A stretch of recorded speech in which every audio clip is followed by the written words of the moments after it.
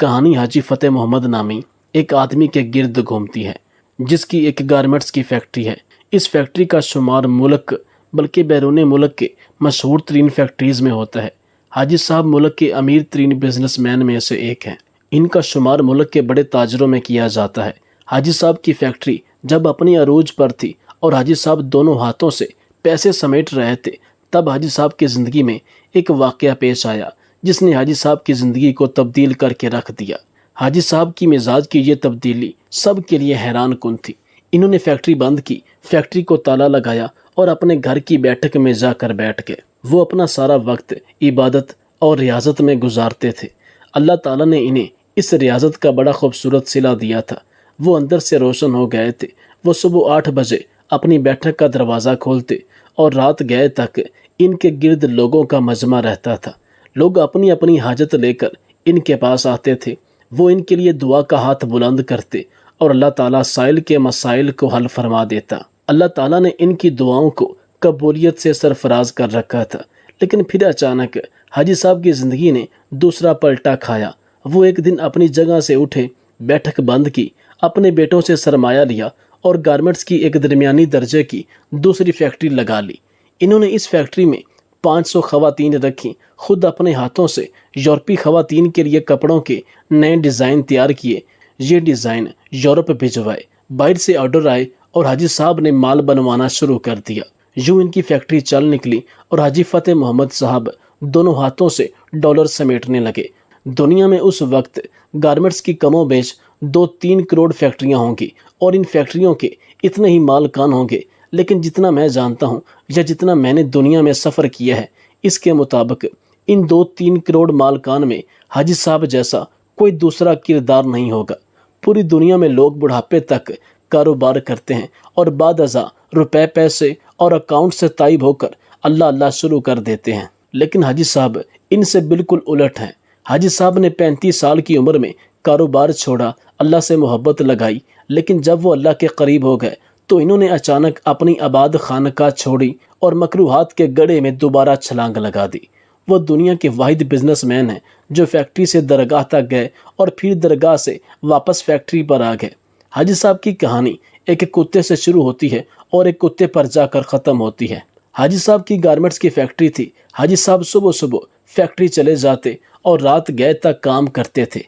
एक दिन वो फैक्ट्री पहुंचे तो इन्होंने देखा कि एक दरमियानी कद का कुत्ता अपनी टांगे घसीट घसीट कर इनके गोदाम में दाखिल हो रहा है। हाजी साहब ने गौर किया तो पता चला कि कुत्ता शदीद ज़ख्मी है। शायद वो किसी गाड़ी के नीचे आ गया था जिसके बायस इसकी 3 टांगें टूट गई थी और वो सिर्फ एक टांग के ज़रिए अपने जिस्म को घसीट कर इनके गोदाम तक आया था। हाजी साहब को कुत्ते पर बड़ा रहम आया। इन्होंने सोचा कि वो कुत्ते को जानवरों के किसी डॉक्टर के पास ले जाते हैं, इसका इलाज कराते हैं और जब कुत्ता ठीक हो जाएगा तो वो इसे गली में छोड़ देंगे। हाजी साहब ने डॉक्टर से राब्ते के लिए फ़ोन उठाया, लेकिन नंबर मिलाने से कबल इनके दिल में एक अनोखा ख्याल आया। हाजी साहब ने फ़ोन वापस रख दिया। हाजी साहब ने सोचा कि कुत्ता शदीद ज़ख्मी है, इसकी 3 टांगें टूट चुकी हैं, इसका जबड़ा ज़ख्मी है और पेट पर भी चोट का निशान है। चुनाचे कुत्ता रोज़ी रोटी का बंदोबस्त नहीं कर सकता। हाजी साहब ने सोचा अब देखना यह है कि कुदरत इस कुत्ते की खुराक का बंदोबस्त कैसे करती है। हाजी साहब ने मुशाहिदे का फैसला किया और चुपचाप बैठ गए। वो कुत्ता सारा दिन गोदाम में बेहोश पड़ा रहा। शाम को जब अंधेरा फैलने लगा तो हाजी साहब ने देखा कि इनकी फैक्ट्री के नीचे से एक दूसरा कुत्ता अंदर दाखिल हुआ। कुत्ते के मुंह में एक लंबी सी बोटी थी। कुत्ता छुपता छुपाता गोदाम तक पहुंचा, जख्मी कुत्ते के करीब आया और इसने पाँव से जख्मी कुत्ते को जगाया और बोटी इसके मुंह में दे दी। जख्मी कुत्ते का जबड़ा हरकत नहीं कर रहा था। चुनाचे इसने बोटी दोबारा उगल दी। सेहतमंद कुत्ते ने बोटी उठाकर अपने मुंह में डाली, बोटी चबाई। जब वो अच्छी तरह नरम हो गई तो इसने बोटी का लुकमा सा बनाकर जख्मी कुत्ते के मुंह में दे दिया। जख्मी कुत्ता बोटी निगल गया। इसके बाद वो कुत्ता गोदाम से बाहर आया। इसने पानी के हौज में अपनी दुम गीली की, वापस गया और दुम जख्मी कुत्ते के मुंह में दे दी। जख्मी कुत्ते ने सेहतमंद कुत्ते की दुम चूस ली। सेहतमंद कुत्ता इस कार्रवाई के बाद इत्मीनान से वापस चला गया। हाजी साहब मुस्कुरा पड़े। इसके बाद ये खेल रोज़ाना होने लगा। रोज़ कुत्ता आता और जख्मी कुत्ते को बोटी खिलाता, पानी पिलाता और चला जाता।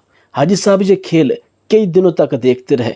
एक दिन हाजी साहब ने अपने आप से पूछा, वो कुदरत जो इस जख्मी कुत्ते को रिज़्क फराहम कर रही है, क्या वो मुझे 2 वक्त की रोटी नहीं देगी?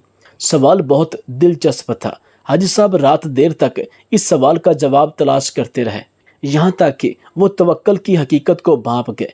इन्होंने फैक्ट्री अपने भाई के हवाले की और तर्को दुनिया हो गए। वो महीने में 30 दिन रोज़े रखते और सुबह सादक से अगली सुबह तक रकू और सजूद करते।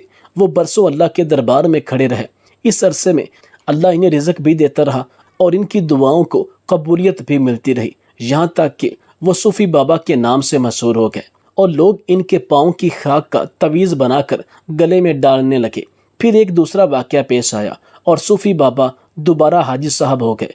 ये सर्दियों की एक नीम गर्म दोपहर थी। सूफी बाबा की बैठक में दर्जनों अकीदतमंद बैठे हुए थे। सूफी बाबा इनके साथ रूहानियत के रमूज पर बातचीत कर रहे थे। बातों ही बातों में सूफी बाबा ने कुत्ते का किस्सा छेड़ दिया और इस किस्से के आखिर में हाजरीन को बताया कि रिज़्क हमेशा इंसान का पीछा करता है, लेकिन हम बेवकूफ़ इंसानों ने रिज़्क का पीछा करना शुरू कर दिया है। अगर अल्लाह के ज़ात पर तवक्कल जिंदा हो तो रिज़्क इंसान तक ज़रूर पहुंचता है, बिल्कुल उस कुत्ते की तरह जो ज़ख्मी हुआ तो दूसरा कुत्ता इस कुत्ते का रिज़्क लेकर इसके पास आया।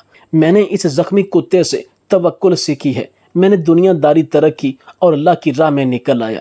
आज इस राह का इनाम यह है कि मैं आप लोगों के दरमियान बैठा हूँ। इन 30 बरसों में कोई दिन ऐसा नहीं जब अल्लाह ताला ने किसी न किसी वसीले से मुझे रिज़्क ना दिया हो या मैं किसी रात भूखा सोया हूँ। मैं हमेशा उस ज़ख्मी कुत्ते को शुक्रिया कहता हूँ जिसने मुझे तवक्कुल का सबक सिखाया था। सूफी बाबा की महफिल में एक नौजवान प्रोफेसर भी बैठा हुआ था।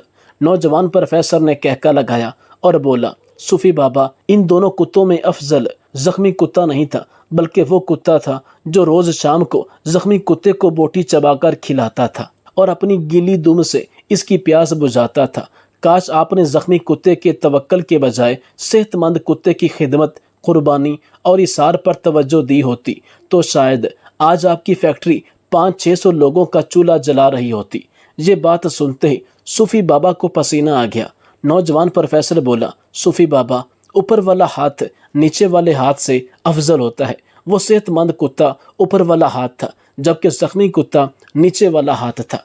अफसोस, आपने नीचे वाला हाथ तो देख लिया, लेकिन आपको ऊपर वाला हाथ नजर ना आया। मेरा ख्याल है आपका ये सारा तसव्वुफ और सारा तवक्कुल खुद गर्जी पर मबनी है, क्योंकि एक सखी बिजनेसमैन 10,000 निकम्मे और बेहुनर दरवेशों से बेहतर होता है। जवान उठा, इसने सलाम किया और बैठक से निकल गया। यहाँ हाजी साहब की जिंदगी ने दूसरा पलटा खाया। हाजी साहब ने 2 नफल पढ़े, बैठक को ताला लगाया और दोबारा फैक्ट्री खोल ली। अब इबादत भी करते हैं और कारोबार भी, और इनकी फैक्ट्री से 200-300 घरों का चूल्हा जलता है।